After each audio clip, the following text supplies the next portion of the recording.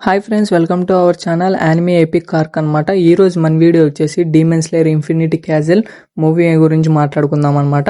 First of all మీరు ఈ movie చూడాలనుకుంటే మీరు సీజన్ 1, సీజన్ 2 మొత్తం డీమన్ స్లేయర్ లో ఉన్న సీజన్స్ అన్ని చూసిన తర్వాత ఇది చూడండి అనమాట. ఎందుకంటే ఇది చూసిన తర్వాత ఈ మూవీ చూస్తే మీకు ఏం అర్థం కాదు.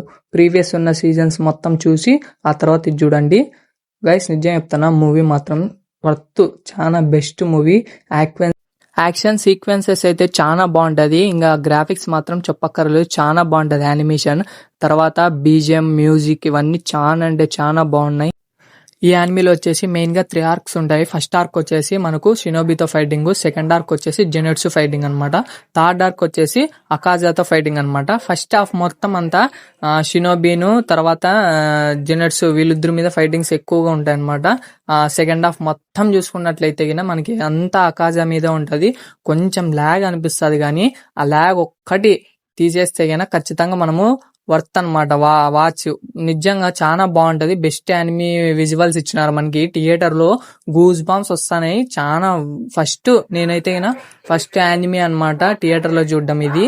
ఓకేనా, దీనికి 2 hours 25 minutes అవసరం లేదు గైస్, ఓన్లీ వేస్ట్ చేసినారు. 2 hours లోపలే ఎండ్ చేయొచ్చు అనమాట ఈ యానిమీ అనేది, ఈ మూవీ అనేది. అంత ల్యాగ్ చేసేసినారు.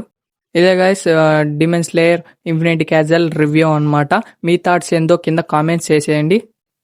అలాగే లైక్ చేసుకొని, సబ్స్క్రైబ్ చేసుకొని, పక్కన ఉన్న బెల్ ఐకాన్ ఆన్ చేసుకోండి. Thanks for watching. Bye friends.